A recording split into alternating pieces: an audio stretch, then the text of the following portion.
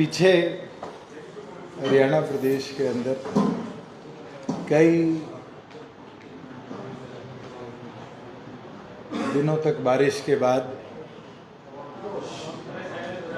1500 गांव ऐसे थे जिनमें एक्सेसिव रेनफॉल के कारण ब्रीचेस की वजह से पानी एक्यूमुलेट हुआ, ओवर रेनफॉल की वजह से पानी चढ़ा और सरकार को पहली बार हिस्ट्री के अंदर फ्लड डिक्लेयर करनी पड़ी। 47 लोगों की उसके अंदर जान गई है,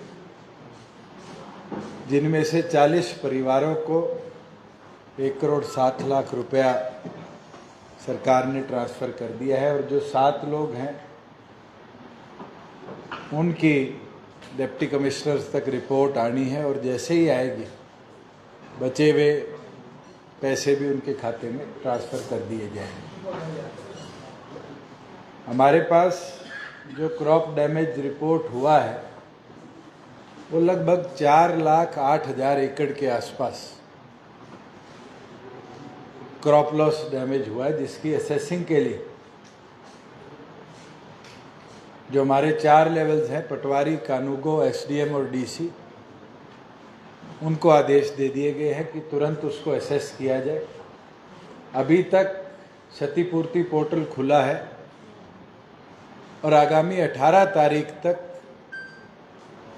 सभी फार्मर्स को ये अधिकार है कि अगर उनकी क्रॉप लॉस रिफ्लेक्ट नहीं हो रही क्षतिपूर्ति पर तो वो भी अपना डाटा अपलोड करा सकते हैं।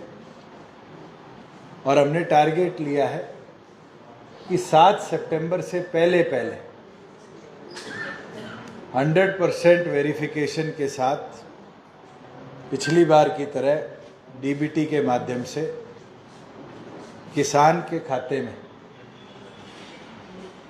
हम उसकी क्षति का पैसा पूरा पहुंचाने का काम करेंगे। 3 फैसले इसके अंदर एडिशनल हमने लिए हैं। पहला, जहाँ पर हमारे पास पटवारीज की कमी है वहाँ पर आदेश ऑलरेडी डिप्टी कमिश्नर को भेज दिए गए हैं कि क्षतिपूर्ति सहायक लगाकर तुरंत उन सर्कल्स की वेरिफिकेशन करी जाए और पिछली बार की तरह जल्द से जल्द डाटा सरकार को बिना डिले के भेजा जाए। कई जगह एक पटवारी के पास जहाँ पर फ्लड इफेक्टेड नहीं है मगर रेनफॉल के कारण नुकसान हुआ है, जैसे रोहतक ज़िले के अंदर है, अगर वहाँ पर आज के दिन पटवारी के पास 1 से ज़्यादा सर्कल हैं और पटवारी इसकी ये मांग भी थी कि हमें मैन पावर सपोर्ट दिया जाए, क्षतिपूर्ति सहायक की तर्ज पर हम वहाँ पर भी गिरदावर सहायक जल्द आदेश जारी कर देंगे कि नियुक्त करेंगे, जो गिरदावरी की प्रक्रिया को जहाँ नॉन फ्लड इफेक्टेड एरिया है उसको एक्सपेडाइट करने का काम करेंगे। साथ में एक बहुत इम्पोर्टेंट निर्णय सरकार अब लेने का काम करेगी, खासतौर पर जो यमुना की अलाइंग बेल्ट है, यमुनानगर, करनाल, पानीपत, सोनीपत, पलवल और फरीदाबाद, इन 6 जिलों में यमुना के तेज बहाव से कटाव भी हुआ और हमारे प्राइमरी बांध बहुत जगह टूटे और कई जगह सेकेंडरी बांध जो थे वो भी टूटे और सिल्ट डिपॉजिट बहुत ज़्यादा फार्मर्स के खेतों के अंदर हुआ। आज तक कभी ऐसी पॉलिसी नहीं बनी कि सिल्ट को डीसिल्ट करने के लिए फार्मर को राइट दिए जाए। पीछे इसके ऊपर चर्चा भी चली, मुख्यमंत्री का अप्रूवल भी इसमें आ चुका है और जल्द कैबिनेट के माध्यम से ये निर्णय लेंगे कि जहाँ जहाँ सिल्ट डिपॉजिट हुआ है, अगर फार्मर क्रॉप लॉस की कॉम्पनसेशन की बजाय डीसिल्टिंग कॉम्पनसेशन की ओर जाएगा तो उसके अंदर डिप्टी कमिश्नर की एक कमेटी बनाई जाएगी जो सिल्ट को एक जगह उस एकड़ के अंदर कंपोजिट करेगी, इकट्ठा करेगी, और इकट्ठा करने के बाद डिप्टी कमिश्नर उसका ऑक्शन करेगी, और उस ऑक्शन में जो भी वैल्यू आएगी अप टू 10 लाख, कई जगह ज़्यादा भी हो सकता है 10 लाख से, उसको फिर एक विचार है कि 1/3 किसान को और 2/3 गवर्नमेंट को उसका रेवेन्यू मिलेगा। तो जहाँ 15,000 किसी को खेत खराबे का मिलना था, अगर फॉर एग्जांपल लाख रुपए का सिल्ट ऑक्शन में जाएगा तो फिर 67,000 रुपया सरकार को आएगा, और 33,000 रुपया दुगना जो सरकार रेवेन्यू देती थी उससे दुगना डीसिल्टिंग के लाभ में भी फार्मर को हम कॉम्पनसेट कर पाएंगे। और मुझे लगता है इस तरह की देश की पहली पॉलिसी हरियाणा प्रदेश बनाएगा, जिससे मुझे लगता है किसान भी खुश होंगे और जल्दी डीसिल्टिंग होगी और अगली क्रॉप को फार्मर अपने यूटिलाइजेशन में ला पाएंगे। हमारे पास मकानों के भी लगभग 475 के एप्लीकेशन आई है फुली डैमेज्ड की, उसके अंदर से 108 के क्लेम्स को हमने रीइंबर्स कर दिया है। बचे हुए को भी एडीसीज के जो कमेटियां हैं वो असेस कर रही है, और जल्द उनको भी हम इस चीज़ का बेनिफिट देने का काम करेंगे। सड़कों की जहाँ बात है, लगभग 550 किलोमीटर से ऊपर हमारी सड़कें इस बार के फ्लड में इफेक्ट हुई, और उसके अंदर 550 सड़कों में 2105 किलोमीटर ऐसे थे जो हमारे सबमर्ज्ड रहे। अप्रॉक्सीमेटली जो रोड कॉस्ट उसका कंस्ट्रक्शन का था वो 338 करोड़ रुपए का हमारा है। इसके ऊपर सड़कें खोल दी गई है, लगभग 20 से कम सड़कें हैं जो अभी भी थोड़ी सी इफेक्टेड है, जिनको हम खोल नहीं पाए। जल्द उन पे भी काम शुरू हो चुका है, उनको भी मोटरेबल कर दिया जाएगा। और इसके लिए हमने ये फैसला ले लिया है कि 20 लाख तक के जो माइनर रिपेयर्स हैं उसको एक्सियन एसडीओ लेवल की कमेटी एक बना दी जाएगी जो इमीडिएटली रोड वर्क्स को टेकअप करेगी। 20 लाख से 1 करोड़ तक के जो कामों का क्लबिंग है, कई इंजीनियरिंग डिवीजन में 2 काम है, 3 काम है, 4 काम है, उसको एक्सपेडाइट करने के लिए जॉइंट टेंडर्स करे जाएंगे 7 डेज के। और जो 1 करोड़ से ऊपर के लागत के रोड रिपेयर्स हैं उसके लिए जनरल जो हमारा हरियाणा इंजीनियरिंग वर्क्स पोर्टल है उसके माध्यम से हम रोड रिपेयर्स को पूरा करने का काम करेंगे, जिससे एटलीस्ट हमारे रोड नेटवर्क को बाय विंटर्स हम पूरा स्ट्रेंथन कर पाएंगे। इसके साथ साथ एक निर्णय और लिया गया है कि जहां इस बार फ्लड के कारण हमारे ऑफिसर्स को सड़कें काटनी पड़ी क्योंकि लाइफ इंडेंजर्ड थी, वहाँ पर इस बार परमानेंट, चाहे हमें 1.5 मीटर के पाइप के, चाहे बॉक्स फिट कलवर्ट हमें बनाने पड़े, साथ के साथ उन सड़कों पर ये सुविधा हम डाल देंगे कि इन केस आने वाले भविष्य में कभी इस तरह का पानी का थ्रस्ट आए तो रोड नेटवर्क को कट डाउन करने की बजाय पानी के निकाल के लिए हमारे पास वहाँ पर कलवर्ट और ये सुविधा हो। और क्योंकि रोड नेटवर्क पिछले 5 दशक में निरंतर बढ़ता रहा, टेक्नोलॉजी के हिसाब से उस समय ये नहीं सोचा गया कि नीचे पाइपें छोड़नी चाहिए थी, मगर आज हमने देखा कटाव के अंदर हमें सड़कों को काटना पड़ा क्योंकि पानी का बहाव ह्यूमन पॉपुलेशन को इफेक्ट कर सकता था। तो इसके लिए लॉन्ग टर्म बेनिफिट भी रहेगा। ये निर्णय लिया गया है कि परमानेंट कलवर्ट्स या बड़े 1.5 मीटर के पाइप्स हम उन सड़कों पर प्रॉपरली इंस्टॉल कर देंगे कि आज नहीं 50 साल तक भी कभी पानी का इस तरह का फ्लो हमें देखने को मिले तो उसके अंदर आम जन को पानी के वजह से सड़कों के कटाव के कारण अपना ट्रांसपोर्टेशन ना रोकना पड़े। साथ में 2-3 विषय और थे जो इसके साथ लगते हुए थे। लास्ट कैबिनेट के अंदर पद्मा जो हमारी योजना थी उसको हमने पॉलिसी का स्वरूप देने का काम किया। और पहले पद्मा का स्वरूप ये था कि गवर्नमेंट इंफ्रास्ट्रक्चर हम बनाएंगे जहाँ पर 100 एकड़ तक छोटे इंडस्ट्रियल पार्क हरियाणा सरकार इस्टेब्लिश करेगी। देखते हुए डिमांड को, क्योंकि प्राइवेट सेक्टर की तरफ से भी छोटे इंडस्ट्रियल प्लांट्स की डिमांड निरंतर हमारे पास आ रही थी, लगभग 7 और 8 के बीच में ऐसे इंडस्ट्रियल पार्क हैं जो अक्रॉस द स्टेट हमारे पास अपलोड हुए, उनने आके मांग करी। कोई 70 एकड़ का था, कोई 60 एकड़ का था। तो पिछली कैबिनेट में हमने ये निर्णय लिया कि उसको अब कम कर 25 एकड़ से हम शुरू करेंगे, और 25 एकड़ में भी HSIDC या गवर्नमेंट इंफ्रा तक ना अपने आप को सीमित करते हुए, जैसे सिड स्कीम के तहत हम गवर्नमेंट ऑफ हरियाणा के प्रोजेक्ट्स को स्पॉन्सर कर रहे थे, वहीं हमने प्राइवेट इंडस्ट्रियल के लिए पिड स्कीम बना दी ऑन सिमिलर ग्राउंड्स, जिसमें 6 स्कीम्स अगले 1 महीने में हम लागू कर देंगे। 25 से 100 एकड़ के बीच में भी अगर प्राइवेट सेक्टर के लोग, जो हमारे 142 क्लस्टर है, उसके अंदर ये डिमांड रखेंगे कि उन्हें एक स्पेसिफिक 20 यूनिट 25 एकड़ में बनाने हैं, तो सरकार वही बेनिफिट जो गवर्नमेंट ऑफ हरियाणा के प्रोजेक्ट्स के लिए देती थी, प्राइवेट सेक्टर को देने का काम करेगी। और इसके लिए आने वाले वर्षों में 1000 करोड़ तक का हमने प्रावधान रखा है। इसके अंदर 25 से 100 एकड़ के बीच में minimum 20 MSME clusters, factories, units हमने लगाने हैं। उसमें कॉमन इंफ्रा सरकार बनाएगी।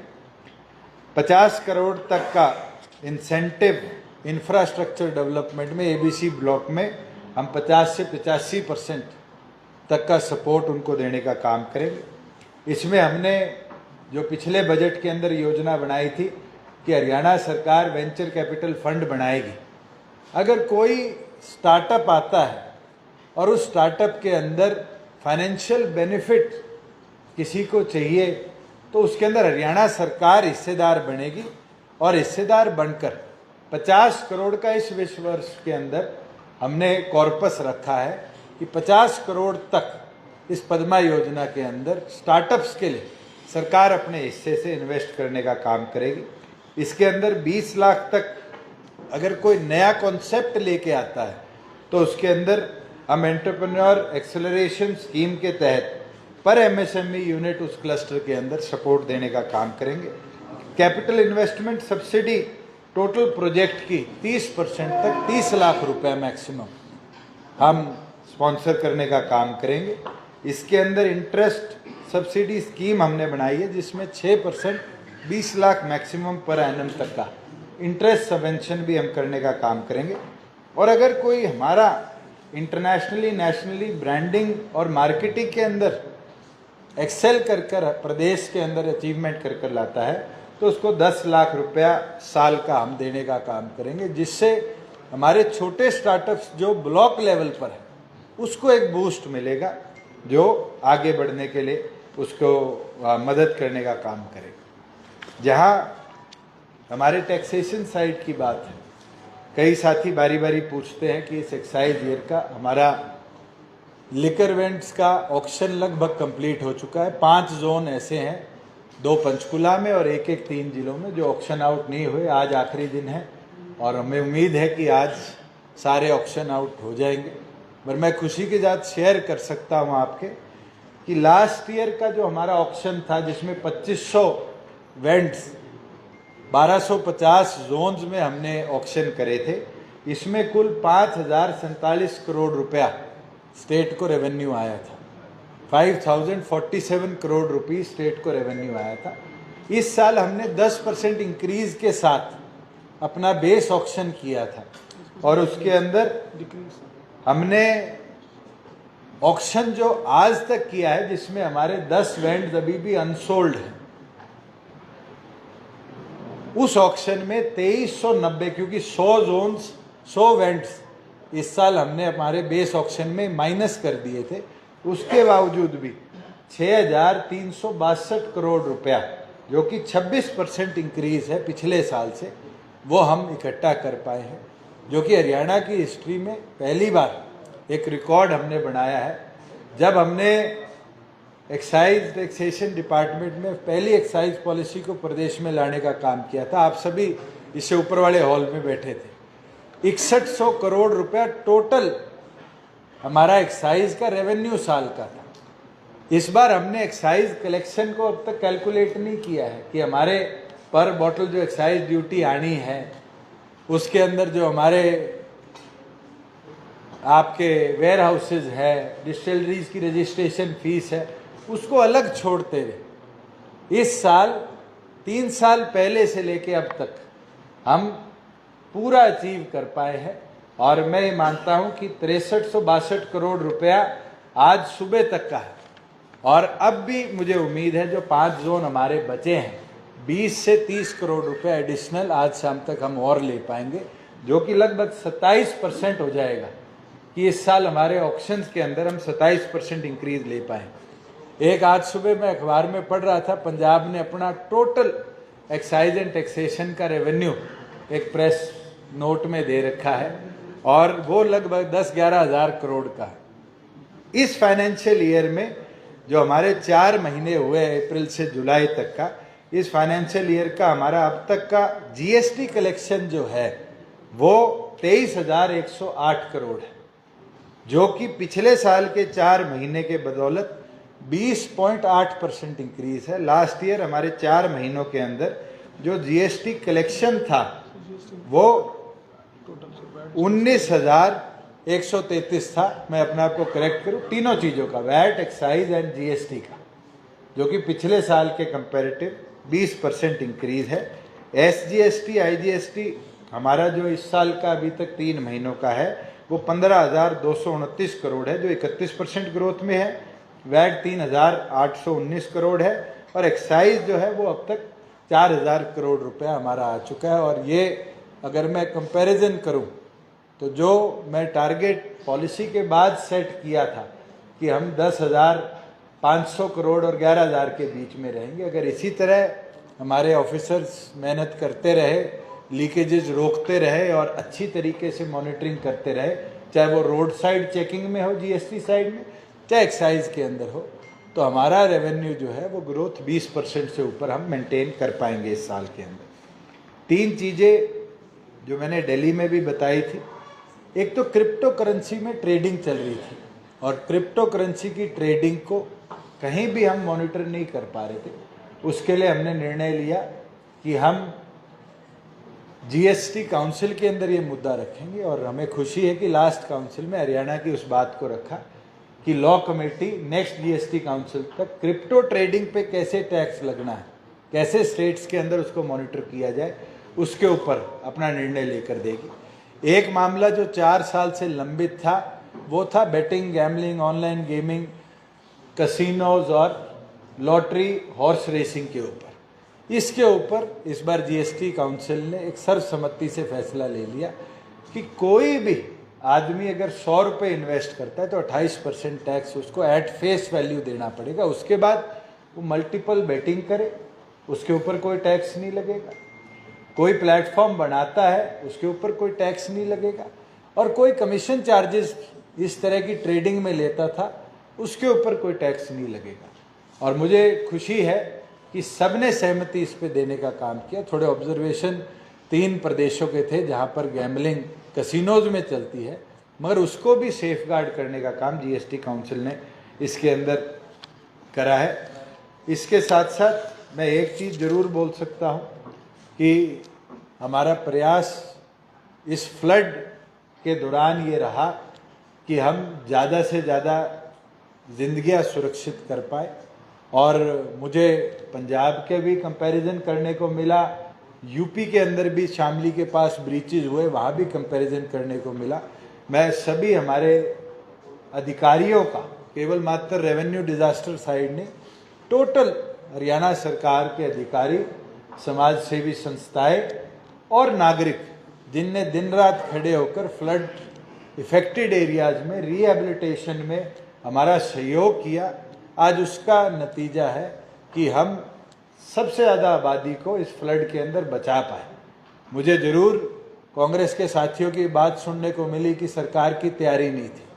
मैं सिरसा O2 हेड पे गया था, 2010 के अंदर 24,000 क्यूसिक का O2 हेड पे पानी का फ्लो था और उस समय 17 गांव बाढ़ प्रभावित हुए थे, आबादी के अंदर पानी घुसा था।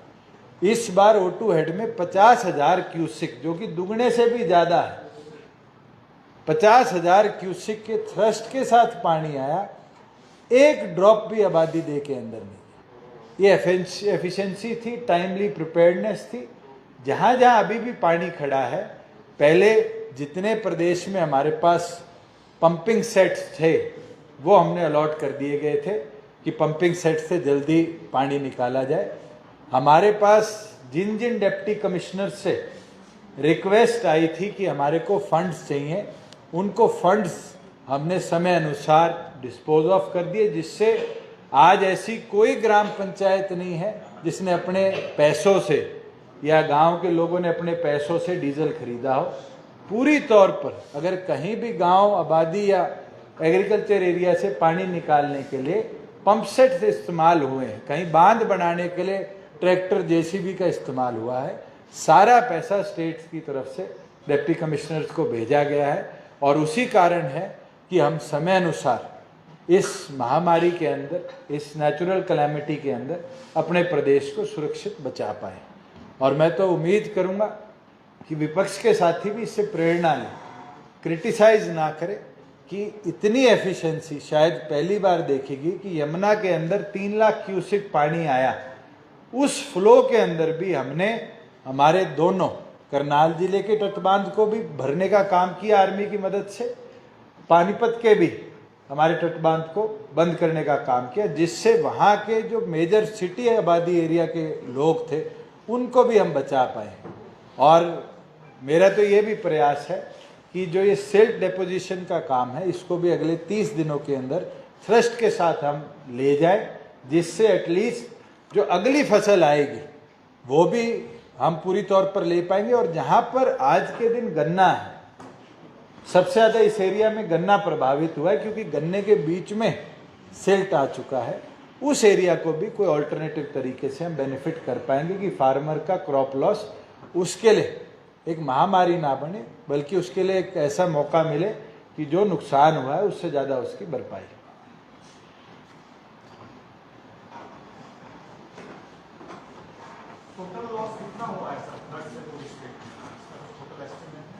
इसका एस्टिमेशन मैं आपको यूनिट वाइज दे सकता हूँ। लगभग 1476 गांव हैं जिसके अंदर पानी आया है, जिसको हमने फ्लड इफेक्टेड कहा है 12 जिलों के अंदर। 47 human lifes we have lost in this process.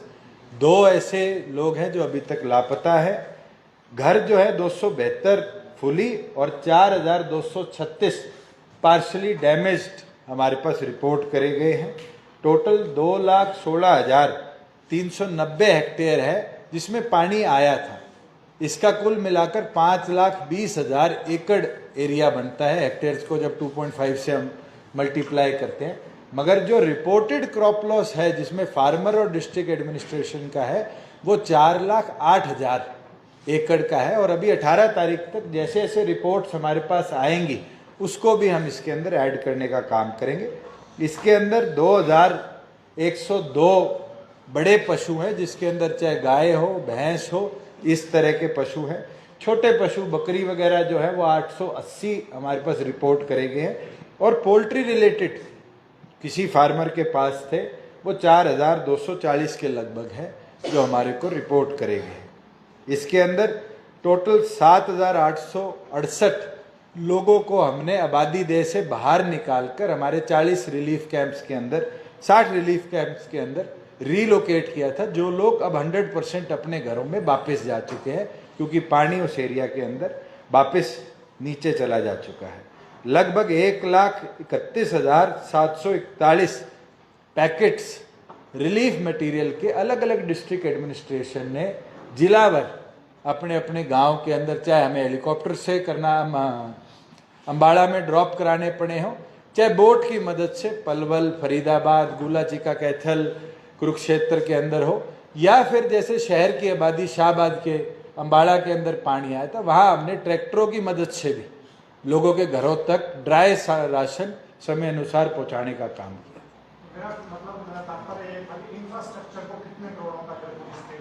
ये असेसमेंट चल रही है।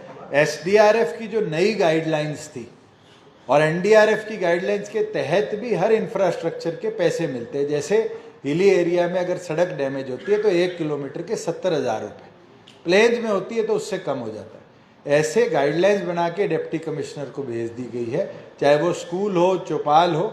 जैसे जैसे हमारे पास डिजिटली अपलोड होगा डाटा, वैसे वैसे एसडीआरएफ की तरफ से पैसा भेज दिया जाएगा। स्टेट के पास अभी सफिशिएंट फंड है डिजास्टर के अंदर। We don't have to ask the central government for additional funds. हम आज के दिन केपेबल है कि इस डिजास्टर के अंदर रिलीफ स्टेट हेड से हम पहुंचा दें। जैसे शुरू में कहते हैं 500 करोड़ का हुआ नुकसान एस्टिमेटेड था, उस एंगल से पूछ रहे कि 1000 करोड़ का है, 500 का है, 700 का है। सड़कों का मैं बता सकता हूं आपको कि 338 करोड़ रुपया सड़क इंफ्रास्ट्रक्चर का हमें रीबिल्ड करने के लिए एक्सपेंडिचर करना पड़ेगा। इसके बाद जैसे आपके ह्यूमन लाइफ की जो डेथ्स हुई हैं उसके अंदर हमने जो पैसा भेजा है उस पैसे का 1.6 करोड़ रुपया है। उसके साथ साथ डिप्टी कमिश्नर्स को जो डिजास्टर के अंदर खराबा हुआ था और डिप्टी कमिश्नर्स ने कहीं बांध बनाने के लिए और अलग अलग मटेरियल के लिए हमसे पैसे मांगे थे, वो 10 करोड़ 1,63,000 रुपया हमने भेजने का काम किया है।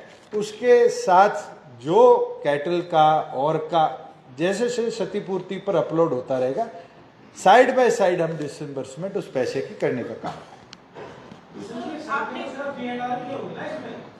इसके अंदर बीएनआर की है, मगर अब इस पे कॉमन डिसीजन ले लिया गया है कि यही पैटर्न हम मार्केटिंग बोर्ड को भी कहेंगे कि 20 लाख तक का कम्युनिटी वर्क इंजीनियर्स जो साइट पे है वो जल्दी लोकल टेंडर करके कर ले। बचा हुआ काम 20 से 1 करोड़ तक का जॉइंट टेंडर मल्टीपल वर्क्स का एचईडब्ल्यू पे हो और 1 करोड़ से ऊपर का सिंगल यूनिट के हिसाब से एचईडब्ल्यू पे टेंडर किया जाए। ये कॉमन निर्णय सारे का ले लिया गया, चाहे इसमें पंचायती राज की सड़कें हो, चाहे एचएसवीपी के हुड्डा सेक्टर्स की सड़कें हो, चाहे यूएलबी की हो, चाहे इसके अंदर कोई इंडस्ट्रियल स्टेट एचएसआईडीसी की हो, चाहे मार्केटिंग बोर्ड की हो, पंचायती राज, इन सब को इसी पैटर्न पे अब टेकअप किया जाए। सर, आपके द्वारा सारे काम बताए गए जो इस फ्रंट में जनता के लिए किए गए, पर कहीं ना कहीं विपक्ष जो है अभी भी आपकी सरकार को घेर रहा है कि सीएम जो है हवाई दौरा कर रहे हैं, आप ट्रैक्टर का दौरा कर रहे हो, अमित शाह अनिल विज जो है वो नाव पर जा रहे हैं, तो क्यों विपक्ष अभी भी इस समय? हम घर तो नहीं बैठे, पर वो तो हम तो लोगों के बीच में गए, जाकर लोगों की समस्या समझी और उसी पे निर्णय लिया। अगर मैं करनाल ना जाता और मैं करनाल के इंद्री के अंदर जिस तरह सिल्ट का फ्लो आया, किसान के खेत में हुआ, तो ये फ्लड तो निरंतर आए हैं। कभी पॉलिसी बनी सिल्ट लिफ्टिंग की? हमने वो समस्या समझी है, गए हैं तभी समझ आई है। हुड्डा जी मुख्यमंत्री रहे 10 साल, 4 बार अलग अलग क्षेत्रों के अंदर पानी खड़ा हुआ, एक बार भी वो दौरा करके आए हो, देख के आए हो? मैं O2 हेड पे गया, O2 हेड से इलाहाबाद पुल तक जो बाढ़ का फ्लो था उसके साथ बांध पे ट्रेवल करके गया। राम सिंह बराड़ जी सिरसा गए, ये बता देंगे। चौधरी देवीलाल जी और प्रताप सिंह कैरो जी के टाइम पे वो बांध बने थे। इस बार गया, फार्मर ने बताया डीसिल्टिंग नहीं हुई। अब निर्णय ले लिया है कि डीसिल्टिंग से 4 से 6 फुट बांध के ऊपर मिट्टी और डाली जाएगी और उसके ऊपर 40 किलोमीटर 28 करोड़ की लागत से सड़क बनेगी। ये हम गए हैं तभी तो समस्या समझ पाए, और इसका लाभ एट लार्ज तो पॉपुलेशन को होगा। क्या हमने डूबने दिया लोगों को?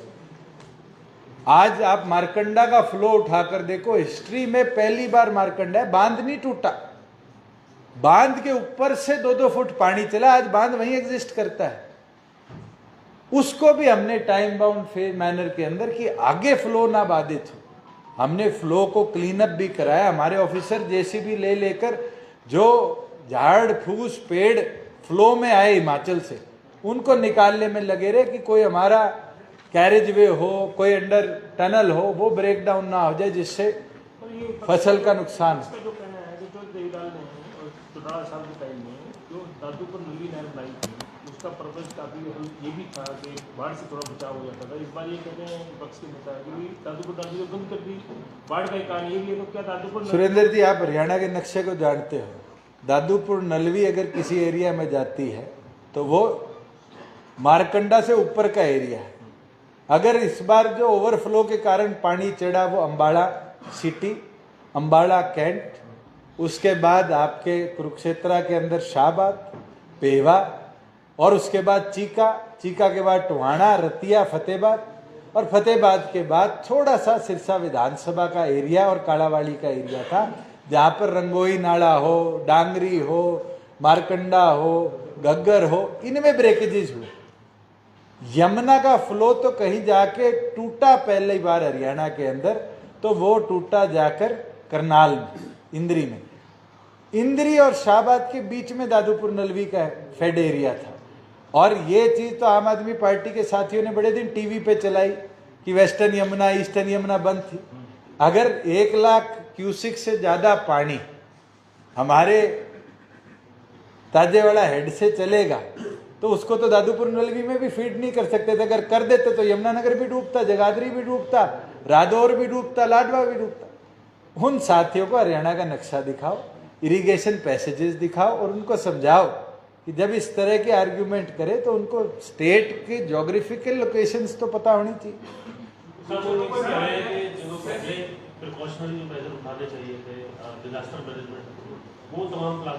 पूरी तौर पर एक एक जिले में फ्लड एंड ड्रॉट रिलीफ के अंदर जो 1100 करोड़ रुपया था सरकार ने लगाया। हर डिस्ट्रिक्ट में बोट्स अवेलेबल थी, हर डिस्ट्रिक्ट के अंदर डाइवर्स ट्रेन हुए। इस चीज का ब्यौरा तो इस एक्सेसिव रेनफॉल से पहले हरियाणा ने गवर्नमेंट ऑफ इंडिया को भी भेज रखा था और स्टेट में भी प्रिपेयर्डनेस थी।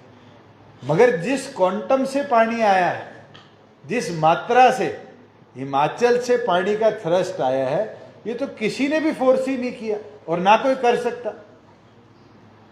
आप लोग पंचकुला चंडीगढ़ रहते हो, आपने खुद रिपोर्टिंग करी है कि किस तरीके से सोलन से जो पानी का फ्लो आया घग्गर के अंदर, उसने हमारे कौशल्या डैम के ऊपर से पानी के फ्लो को चलाया।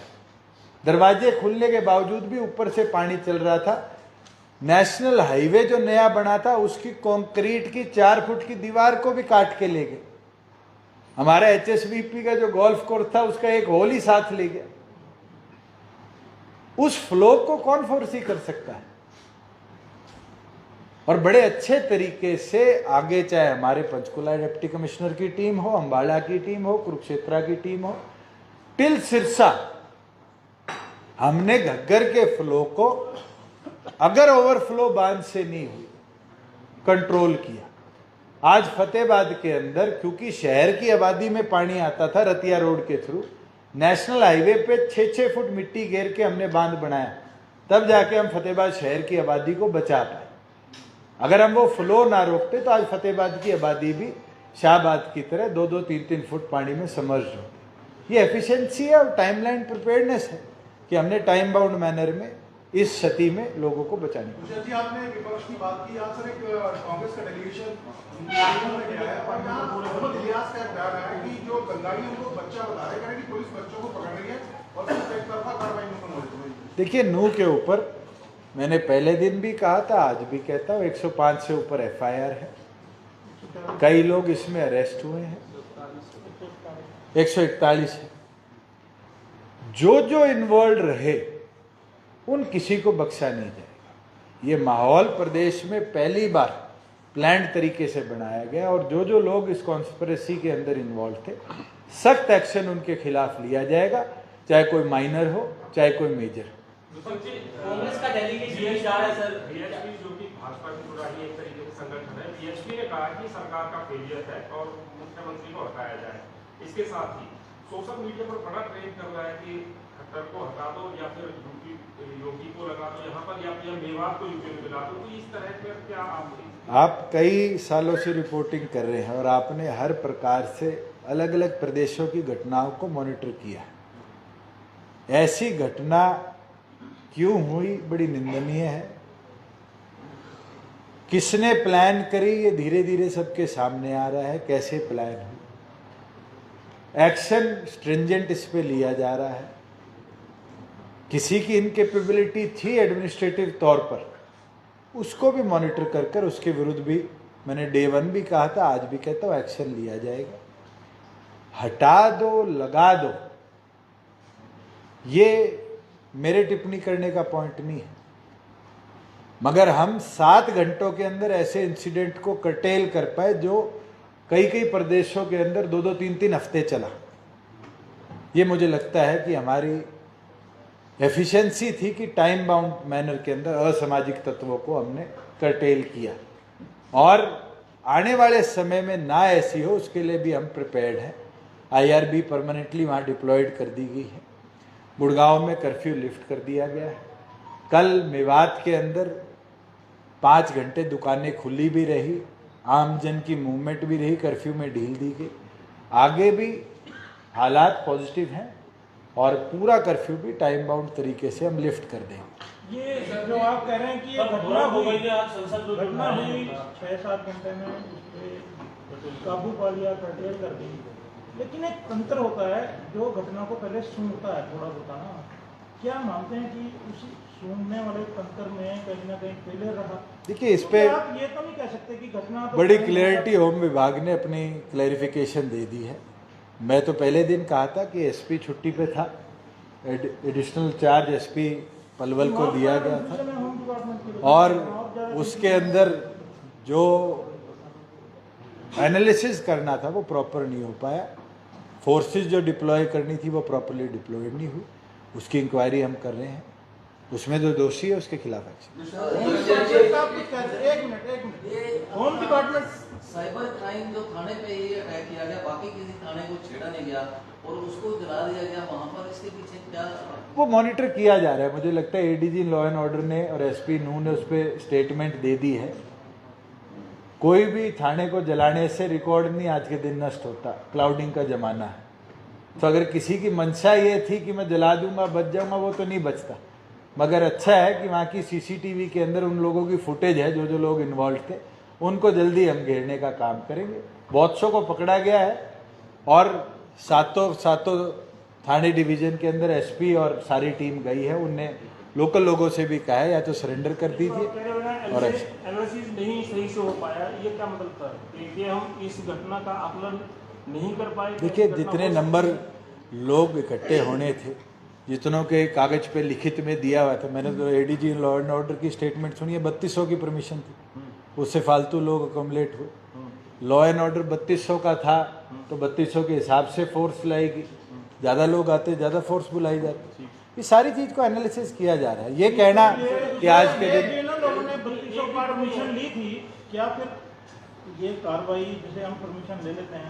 दुष्यंत जी, एक मिनट यार, हेलो सवाल का चल रहा है ना भैया।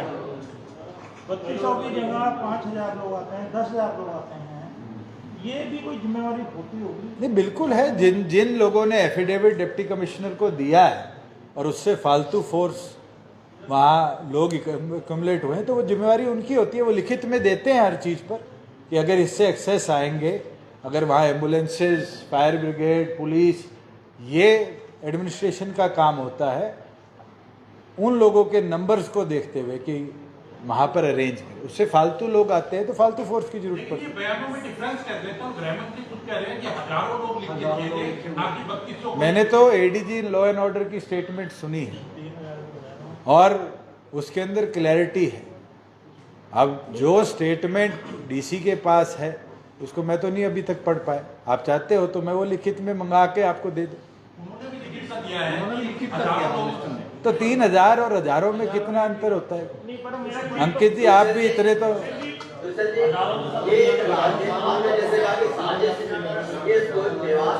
पूरी साजिश की बू आ रही है। क्या आप ये भी मानते हैं कि एक साजिश जो है राजनीतिक साजिश हो सकती है? क्योंकि मेवात के जो आम आदमी पार्टी के जो संयोजक है उनका नाम आया है, बॉर्डर में जिस तरह के हमले हुए बताते हैं कि राजस्थान की सरकार है, तो क्या आपको इस तरह की भी बू आ रही है कि कोई राजनीतिक साजिश हो सकती है मेवात के हिस्सा में? क्या है, क्यों हुआ है, अगर आज इस पे टिप्पणी हम करेंगे तो अच्छी नहीं है। लेट पुलिस इन्वेस्टिगेट, और पुलिस अपना काम कर रही है। ADG लॉ एंड ऑर्डर इसको प्रॉपरली मॉनिटर कर रहे हैं। जो लोग हैं, और मैं ये नहीं कहता कि social element, anti social element है, कोई पॉलिटिकल होगा और कोई ऑफिशियल होगा, जो जिसकी कमी, जिसकी इन्वॉल्वमेंट इसमें पाई गई है, everybody will be taken to task, सबके खिलाफ कार्रवाई। जावेद अहमद की भूमिका को कैसे देखते हैं सर? आम आदमी पार्टी के नेता हैं जावेद अहमद, उनको नामजद किया गया था।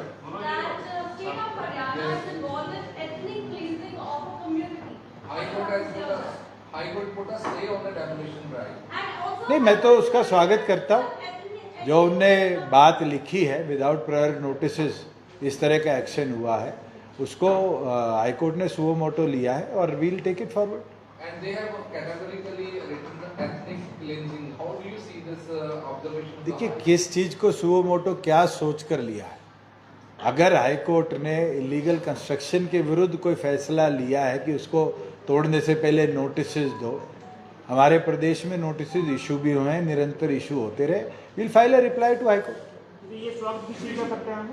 नहीं, सुओ मोटो लेके जो स्टे दिया है, उनने सरकार से रिप्लाई मांगा है, उस चीज के ऊपर सरकार रिप्लाई देगी। हाई कोर्ट के स्टे लगाने का स्वागत करते हैं। नहीं, उनने जवाब मांगे, मैं तो उसका स्वागत करता हूँ कि सरकार से जवाब मांगने का स्वागत करा, डिमोलेशन का स्वागत करा। डिमोलेशन कोई तंत्र ऐसा है जो व्यवस्था बिगाड़ने में इन्वॉल्व रहा है और उसका इलीगल तरीके से वहां पर कुछ बना हुआ है, उसका सरकार एक्शन लेती है, तो हाई कोर्ट भी इस चीज को अलाउड करता है, नहीं करेगा।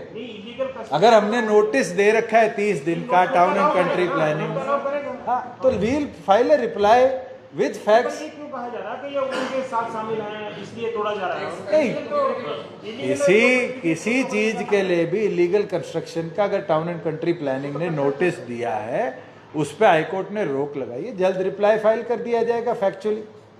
लेकिन ये जो 3200 लोगों के अलावा दंगे से पहले कितने इस तरह कार्रवाई हुई है रूम में, और दंगे के बाद भी ये भी सरकार। चलिए, हमारा काम है, let us file a reply high court. Chandigarh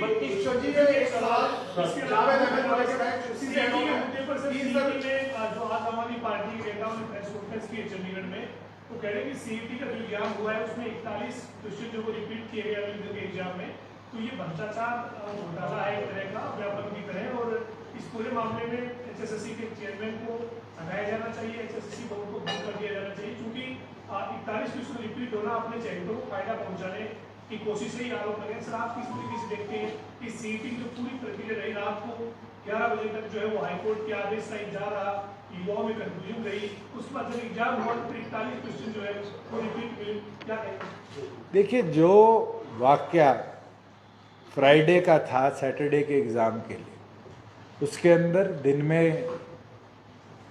सारे एग्जामिनेशन पे स्टे लगा दिया गया था, ये कहते हुए कि इकोनॉमिक वीकर सेक्शन की प्रॉपर वेरिफिकेशन नहीं हुई।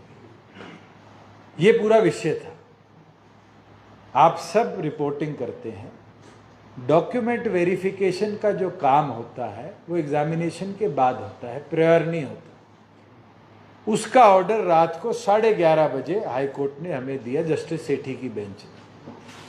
सिंगल बेंच के ऑर्डर के विरुद्ध एलपीए सरकार ने फाइल करी। एलपीए की हेयरिंग DB3 के आगे सुबह 8 बजे हुई। 9:30 बजे DB3 ने यह निर्णय लिया कि सरकार का पक्ष ठीक है, एग्जामिनेशन कराए जाए, कराए जाने के साथ साथ रिजल्ट आउट नहीं किया जाएगा अंटिल जो डिबेट है उसके ऊपर सिंगल बेंच अपना निर्णय ले और स्टे विकेट कर दे। क्योंकि रात को 11:30 बज गए थे, सरकार ने यह निर्णय लिया कि 9 बजे सैटरडे को पहला एग्जाम होना था सीईटी का, उसको पोस्टपोन कर दिया और संडे के एग्जाम को सरकार ने रेगुलर फ्लो में करवाया। और फिर यह निर्णय लिया गया कि सैटरडे के एग्जाम को, क्योंकि बच्चे प्रिपेयर्ड हैं, हमारी मंशा साफ है एग्जामिनेशन हो, उसको हमने मंडे को करवाया। आज के दिन एग्जामिनेशन कराने में सरकार की मंशा पूरी तौर पर साफ है कि जो हमारा बैकलॉग है स्टेट का उसको तुरंत फुलफिल किया जाए और सीईटी के माध्यम से अलग अलग वैकेंसीज को हम फुलफिल करें। एक विषय तो ये है, एक विषय जो आपने प्राथमिक तौर पर रखा अभी, वो है कि number of questions found similar in 56 and 57। आज के दिन ये कहना कि 56 पहले होना था, 57 बाद में होना था, और मैं सिमिलर क्वेश्चन वहां पुट इन हुए। किसी को अगर बेनिफिट देना होता तो वो 57 के अंदर अगर अनप्रिपेयर्ड गया था तो वो अपने आप फेल हो जाता है, और 56 दोबारा होता है तो वो कोई भी इस तरह की बात नहीं। मगर हाँ, एक विषय जरूर है कि staff selection commission 4 set papers के बनाता है हर एग्जामिनेशन के, 1 2 3 4, 4 लोगों द्वारा वो पेपर सेट किए जाते हैं, और वो पेपर फिर रैंडमली एक यूनिट होती है जो पुट फॉरवर्ड करता है कि आज ये पेपर एग्जामिनेशन में जाएगा। ये विषय एग्जामिनेशन का है। मैं माननीय मुख्यमंत्री से भी इस पे चर्चा करूंगा कि इसको गंभीरता से देखना चाहिए कि जो पेपर सेटर्स हैं उनमें ये कमी क्यों रही कि एक एग्जामिनेशन का दूसरे एग्जामिनेशन में सिमिलर होना, और इतने बड़े मात्रा के अंदर सिमिलर होना पाया गया। मुझे नहीं लगता कि इसका कोई संशय चीटिंग या उस पे है, मगर सिमिलर क्वेश्चन की रेप्लिकेशन आनी, ये स्टाफ सिलेक्शन के ऊपर जरूर ये व्यू होता है कि वो अपनी एफिशिएंसी को बढ़ाए और इस तरह की भविष्य में सिमिलरिटी ना दिखे। सर, इसमें ज़्यादातर जो अभ्यर्थी जो बैठे थे वो 56 और 57 में से काफ़ी बड़ी संख्या है इस तरीके की जिन्होंने दोनों एग्जाम 27,000, और पहले ये था कि पहले ग्रुप 56 का होना था, अगले दिन ग्रुप 57। एक में ग्रेजुएशन तक के अभ्यर्थी हैं, दूसरे में 12th तक। तो ऐसी स्थिति में किस तरीके से न्याय माने उनके साथ जो बच्चे ये कह रहे हैं, और बहुत से ऐसे भी जिन्हें एक ही एग्जाम में, क्योंकि ये व्यू कल रात तक आया है, अभी तक इसके ऊपर स्टाफ सिलेक्शन की औपचारिक कोई टिप्पणी आई नहीं है। उनकी तरफ से औपचारिक टिप्पणी आ रही थी, और गवर्नमेंट की तरफ से भी, मैं भी स्वयं, क्योंकि छात्रों संबंधित है, उनके भविष्य के संबंधित है, मुख्यमंत्री से इस पे चर्चा मैं अभी इस पे कोई टिप्पणी करूं बहुत अर्ली होगा। हमें एक बारी स्टाफ सिलेक्शन की तरफ से औपचारिक टिप्पणी का इंतजार करनी ज़्यादा बेहतर है, क्योंकि वो एक ऑटोनोमस बॉडी है जो संविधान से चलती है। स्टेट गवर्नमेंट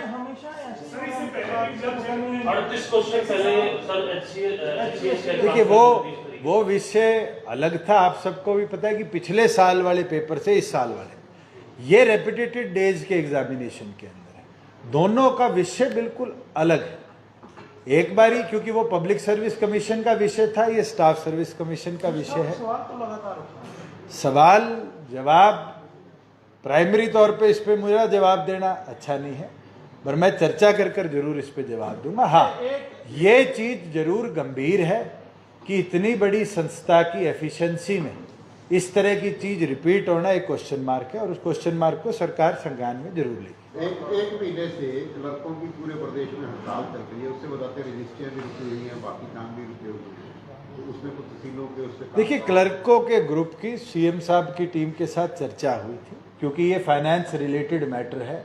वो अपना पे ग्रेड 19,500 से बढ़वाकर 35,400 है, 34,500 है, वो करवाना चाहते हैं। इसके अंदर मेरे से भी एक डेलीगेशन अभी रिसेंटली मिला था रोहतक के अंदर। मैंने उनसे आग्रह किया है कि इसके ऊपर सरकार को भी नुकसान हो रहा है, डे टू डे वर्किंग डिसइम्बेलेंस हो रही है। रजिस्ट्रियाँ हमारी 15 दिन बंद थी, उसके बाद जो क्लर्कों का काम था वो सिर्फ एक ओके बटन दबाना था तहसील के अंदर, उसको हमने रेवेन्यू साइड से एग्जेम्प्ट कर दिया। रेवेन्यू डिपार्टमेंट में कार्य नॉर्मल प्रक्रिया से अब चल रहा है, मगर जैसे एजुकेशन विभाग है और विभाग है जहाँ पर इनका रोल वो बहुत ज़्यादा इन्वॉल्व रहता है, वहाँ पर ज़रूर डिले आ रहा है। और मेरी फाइनेंस सेक्रेटरी से भी बात हुई है कि अगर ज़रूरत पड़े और अगर इसी तरह की नो पे नो वर्क के बाद भी स्ट्राइक चलती रहे और ये लोग चर्चा पे और सहमति पे ना आए, तो जरूर इसका ऑल्टरनेटिव हमें चाहे कौशल रोजगार से नए युवा साथियों को एनरोल कर उनको इनकी जगह लगाना पड़े, हम काम की एफिशिएंसी को बढ़ाएं। ये जो नूह में असेसमेंट कम रही, इसकी जांच कौन करता है? ये असेसमेंट ठीक से नहीं कर पाए। एडीजी लॉ एंड ऑर्डर की टीम है जो इसको पूरे को मॉनिटर कर रही है। ये तो डे 1 पे उनको डिप्लॉय कर दिया था एसपी भिवानी को। ये कमी वहाँ करने की कमी की सबसे की रही, कहाँ रही ये असेसमेंट? ये एडीजी लॉ एंड ऑर्डर इस सब को मॉनिटर कर रहे हैं। सर, जो पीस कमेटी बनाई गई थी जिनकी तरफ से आश्वासन दिया गया था कि जलाभिषेक यात्रा निकालेंगे तो किसी तरीके की कोई घटना नहीं हो सकती है, क्या उनकी जवाबदेही तय की जाएगी? अगर तय की जाएगी तो कार्रवाई की जाएगी? देखिए, पीस कमेटी का काम है वहाँ पर आपसी अमन चैन हम बढ़ाएं और आगे चीज़ें पीसफुली रहें। उनका काम ये नहीं है कि पुरानी गलतियों को ठीक करें, ये काम तो पुलिस प्रशासन का है और पुलिस प्रशासन इसको संभाल। किशन जी, आपका एक स्टेटमेंट आया था कि मैं नूह के साथ हूं, तो आपको क्या ऐसा लगा? हरियाणा का हिस्सा है, आज़ादी हो, उससे पहले मुगल एम्पायर की लड़ाई हो, वो तो एक ऐसा इलाका रहा है जिसने हमेशा इस देश की अखंडता के अंदर अपना योगदान दिया है, राज भी खाया था। एक बात आपने कहा कि सीटी के मामले को लेकर मुख्यमंत्री से बात करेंगे। जिस तरह से अब नूह के जो नेता हैं वो कुछ एरिया के आशंका व्यक्त कर रहे हैं कि वन साइडेड एक्शन हो रहा है, इस मामले पर भी आप मुख्यमंत्री से बात करेंगे? देखिए, वन साइडेड बिल्कुल नहीं हो रहा। आप जो लोग अरेस्ट हुए हैं उनकी मैं प्रोफाइल दे देता हूँ, उसमें कोई एक धर्म एक जात का नहीं है। जो लोग सीसीटीवी मोबाइल वीडियोस में कैप्चर्ड है, वो कोई हो, उसके खिलाफ हमने एक्शन लिया है। ये कहना एक साइड हो रहा है, ये आप लोगों का भ्रम है। आप जाकर किसी मिठाई वाले से, किसी छोटे दुकानदार से नूह में, सोना में, तावड़ू में पूछ के आइए, उसमें कोई एक जाति की दुकान नहीं टूटी।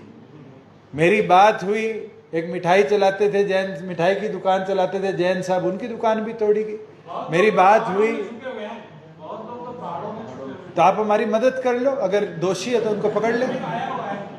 डिप्टी साहब, आपको ये सूचना कब मिली थी इतनी घटनाओं?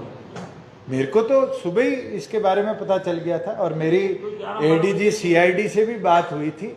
एसपी नूह को जब वहाँ नहीं मौके पे थे एडिशनल चार्ज वाले, एसपी विवानी को भी भेजने के लिए मैंने उनसे रिक्वेस्ट करी थी। आपने कितने बजे एसपी? मेरे ख्याल से 1:30 बजे की बात हो। लेकिन जी साहब जो होम मिनिस्टर हैं वो मैं इस पे टिप्पणी नहीं करूंगा किसको कब जाएगा। मैं ये कह रहा हूँ, आपने एसपी से बात कर ली थी कि 1:30 बजे, और होम मिनिस्टर कहते 3 बजे, तो मैंने बात की उससे जब तक उसको पता ही नहीं था। चलिए, मैं इसके ऊपर टिप्पणी करूं ये अच्छा नहीं होगा। आपको किस घटना का कब और कैसे पता चले, ये जो तंत्र सरकारी है ना, इससे ज्यादा इफेक्टिव तंत्र आपके वर्कर होते हैं। तो आपको और जब घटनाक्रम हुआ, मेरे को तो सबसे पहला फोन हमारा जो जिरका का कैंडिडेट था अमन अहमद, उसका आया कितने बजे कि इस तरह की घटना हुई। अब मैं मेरा फोन का कॉल लॉग देख के तो बता सकता हूँ। आप तो बड़े यंग डिप्टी चीफ मिनिस्टर हैं, जो के बाद में डिप्टी कटवाई टीवी में तैयार बैठे हैं। समय तो हुआ 1:30 बजे, 2 बजे, 12 बजे। ये बड़ा घटनाक्रम हो गया, हिंसा हो गई। सरकार में आपका बयान अलग आता है, होम मिनिस्टर का अलग आता है, चीफ मिनिस्टर का अलग आता है। इनपुट पे अगर बात करें तो होम सेक्रेटरी कह रहे हैं कि इनपुट था, फिर लगता है कि इनपुट नहीं था।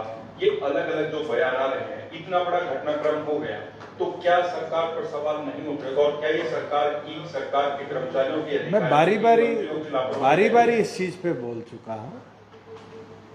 जहां बात एडमिनिस्ट्रेशन की थी to deploy forces prior to the incident, that is a point जहां हमें इंक्वायरी करनी है और हम कर रहे हैं।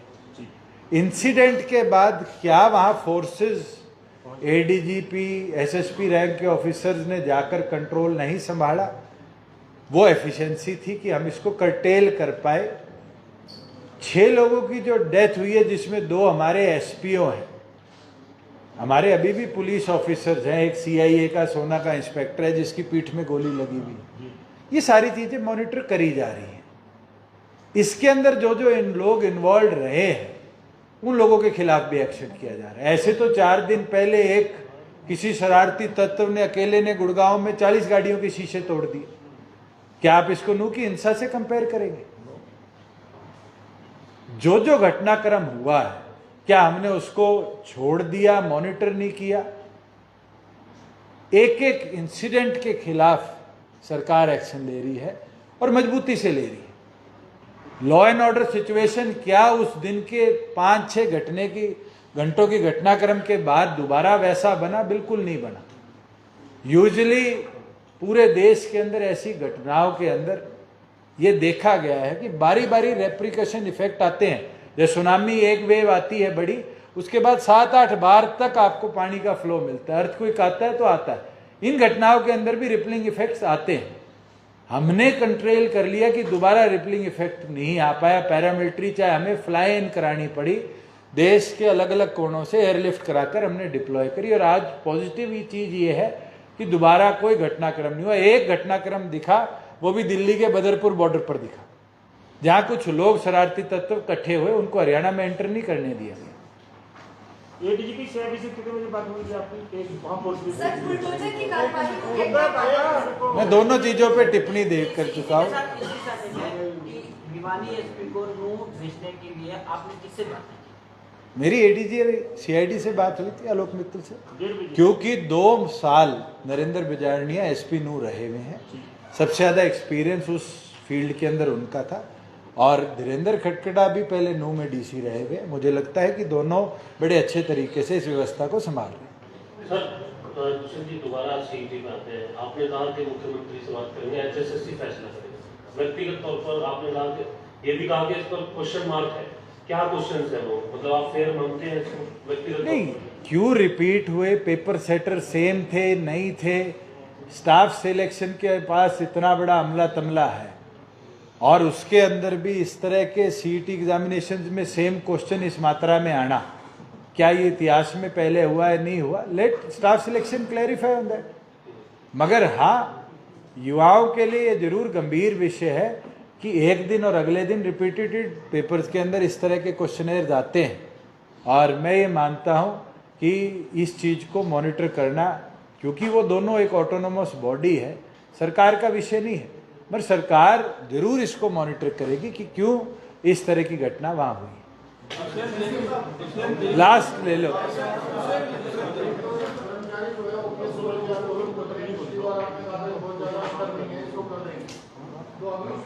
देखिए, OPS स्कीम के ऊपर कमेटी बनाई गई थी। कमेटी अभी उनके साथ 2 या 3 राउंड की चर्चा हुई है, जो लास्ट मेरे को अपडेट आया था। वो कमेटी सरकार को अपनी रिपोर्ट दे दे। जो लास्ट मैंने आपके विषय रखा था, आज 14,000 रुपया हम करते हैं, 18,000 हम कर दें, और 14,000 10,000 की जगह एम्प्लॉयज़ कर दें, तो हम ओल्ड पेंशन स्कीम के बराबर बेनिफिट दे पाएंगे। मगर कमेटी की उसमें सहमति बनेगी, उसके बाद ही एक्शन लिए जाएंगे। पूछ लो।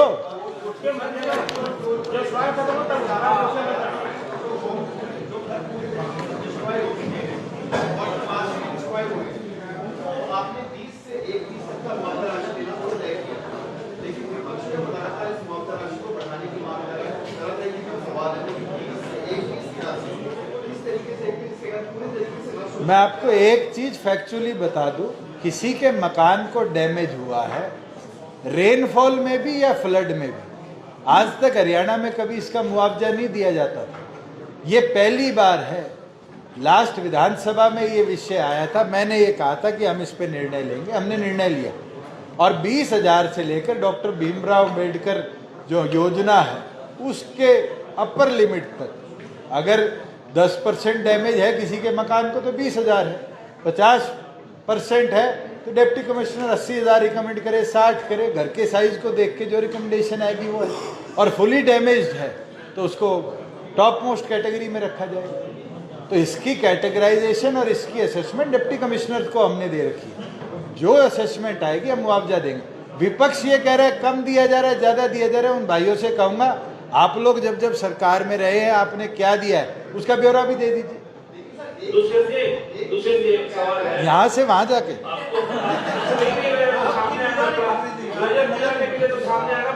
बताइए रे सर। जो बखान किया अपनी सरकार का कि हमने सुनामी 5वीं 6वीं लहराने नहीं दी नूह में, जो आपने कंट्रोल किया वहाँ पे नूह में घटना होने के बाद 4-5 घंटे के अंदर, क्या आप घटना होने से पहले जिस तरह के वहाँ माहौल था, जो तैयारियां थी, जिस तरह पत्थर कहा जा रहा रखे गए थे वगैरह वगैरह, ये आपके सरकार के खुफिया तंत्र का पूर्ण रूप से फेलियर मानते हैं या नहीं मानते हैं? खुफिया तंत्र के ऊपर ADG law and order, DGP ADGP खुफिया तंत्र, sir ADG law and order आपके नीचे है, ऊपर नहीं है। आप क्या मानते हैं आपकी सरकार के खुफिया विभाग का फेलियर है या नहीं है? मैंने पहले दिन पहली स्टेटमेंट इंडियन एक्सप्रेस के आइडिया एक्सचेंज में दी थी, और I stand with that statement. इससे ज्यादा मैं नहीं बोलूँ।